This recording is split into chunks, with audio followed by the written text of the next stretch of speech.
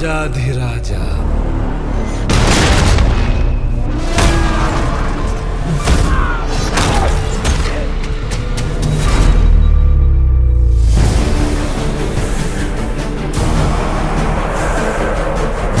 ದೇವಲೋಕ, ಭೂಲೋಕ, ಪಾತಾಳಲೋಕ, ಮೂರು ಲೋಕಗಳಲ್ಲೂ ಇನ್ನು ನನ್ನದೇ ಸಾಮ್ರಾಜ್ಯ. ರಾವಣ ರಾಜ್ಯ.